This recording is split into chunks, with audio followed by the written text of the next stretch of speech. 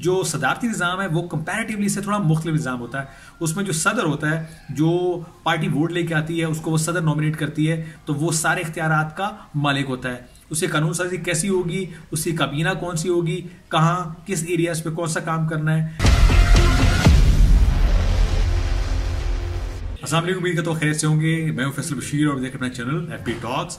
आपको हमारा last video याद होगा जिसमें कि हमने सदारती निज़ाम क्या है, उसका सेटअप किस तरह का होगा और दुनिया में वो कैसे काम कर रहा है, इस पर एक ब्रीफ डिस्कशन किया था। तो एक सदारती निज़ाम प्रपोज्ड कैसा निज़ाम होगा और ये कैसे काम करेगा। जैसे कि इलेक्टोरल सिस्टम हम देखते हैं जिसमें सूबाई असम्बली, कौमी असम्बली और सेनेट तक वोटिंग होती है और वहाँ पे लोअर एंड अपर हाउसेस से लोग पहुँचते हैं और वहाँ पे कानून साजी भी होती है और वो पास भी होती है। और ज़्यादा आप समझिए कि जो इलेक्टेबल्स हैं उनकी पॉलिटिक्स ज़्यादा स्ट्रांग होती है, वो जिस पार्टी में चले जाते हैं उनकी हुकूमत बन जाती है। और जो कानून पास करने होते हैं जिसके बाद नंबर गेम ज़्यादा होती है। अपार्ट फ्रॉम दिस कि वो कानून कितना अच्छा है कितना बुरा है, जो मेजॉरिटी है वो अपनी ताकत को इस्तेमाल कर लेती है और वो कानून बन जाता है। और अगर किसी कानून को रिजेक्ट करना होता है, वो चाहे अपोजिशन की तरफ से क्यों ना हो, लेकिन अगर मेजॉरिटी अपोजिशन के पास नहीं है तो ऐसे कानून पास नहीं होते, चाहे उससे किसी का नुकसान ही क्यों ना होता हो।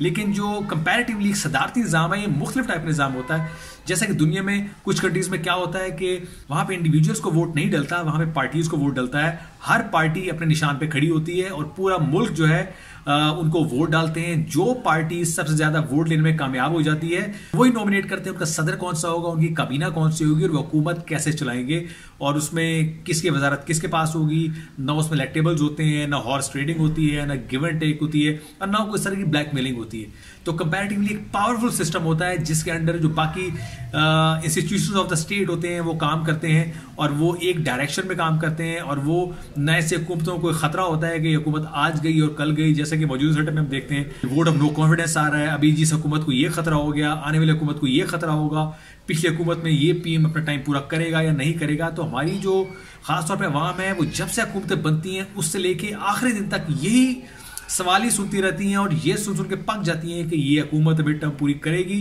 या ये प्राइम मिनिस्टर अपनी टर्म पूरी करेगा या नहीं करेगा। क्या उसके ऊपर आईनी खतरात कौन से हैं और गैर आईनी तलवारें कौन सी हैं जिससे उसको कभी भी हटाया जा सकता है। लेकिन जो सदारती निज़ाम है वो कंपैरेटिवली से थोड़ा मुख्तलिफ निज़ाम होता है। उसमें जो सदर होता है, जो पार्टी वोट लेके आती है उसको वो सदर नॉमिनेट करती है और वो सदर बन जाता है वहाँ पे, तो वो सारे इख्तियारात का मालिक होता है। उसे कानून साजी कैसी होगी, उसकी काबीना कौन सी होगी, कहाँ किस एरियाज पे कौन सा काम करना है, कि वहाँ सेहत पे काम करने की ज़रूरत है, मुल्क में एजुकेशन पे काम करने की ज़रूरत है या उसके अलावा कोई और मसाइल हैं इस मुल्क में जिनको हाईली एड्रेस करने की ज़रूरत है, तो ये उसकी अपनी प्रायोरिटी होती है कि वो किसको एम्फेसाइज करता है और किस पे ज़्यादा काम करता है। तो मेरे ख्याल में कंपैरेटिवली एक मजबूत निज़ाम जो है वो सदारती निज़ाम ही है। और जो हमारी कुव्वतें हैं जितनी भी, जो रियासत है वो सोचते हुए मजबूर ज़रूर हो गई है क्योंकि इमरान खान साहब ने उनके आगे हाथ खड़े कर दिए, उनको कहा है कि मैंने पूरी कोशिश की है लेकिन ये सिस्टम मुझे डिलीवर नहीं कर रहा। कभी ब्यूरोक्रेसी रास्ते में आड़े आ जाती है, तो कभी वजीर आड़े आ जाते हैं, कभी नंबर गेम का मसला हो जाता है, कभी कोई और ब्लैकमेलिंग शुरू हो जाती है। तो जब मैं कुछ काम करने की कोशिश करता हूँ वो काम नहीं करने दिया जाता। तो इटसेल्फ ये सिस्टम जो है ये सिस्टम काम नहीं कर रहा, हमें कोई नया सिस्टम लाने की जरूरत है। तो नया सिस्टम कैसे आएगा वो आने वाले दिनों में देखेंगे। लेकिन कंपैरेटिवली सदारती निज़ाम एक बेहतर चॉइस हो सकती है क्योंकि हमने जब से डेमोक्रेसी देखी है वो तो काम नहीं कर रही।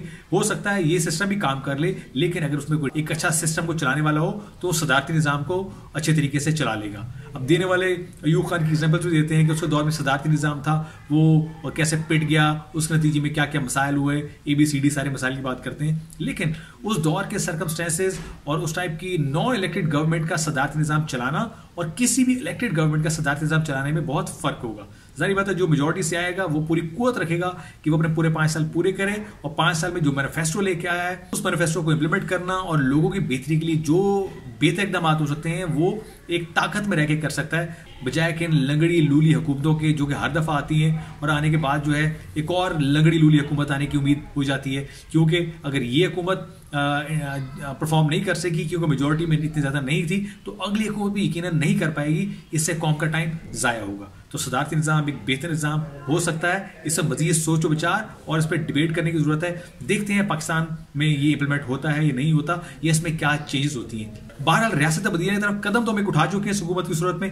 हो सकता है ये पूरा सिस्टम जो है रियासत मदीना के जैसा का एक स्ट्रक्चर भी यहाँ पे खड़ा करने में कामयाब हो जाए, जो कि बहरहाल एक डेमोक्रेटिक सिस्टम में होता हुआ नजर नहीं आता। उम्मीद करता हूं आपको व्लॉग पसंद आया होगा। आप इस बारे में क्या राय रखते हैं अपने कमेंट बॉक्स में जरूर बताइए। अपने चैनल को लाइक और सब्सक्राइब करना मत भूलें। अपना ख्याल रखिएगा, मिलते हैं नेक्स्ट व्लॉग में।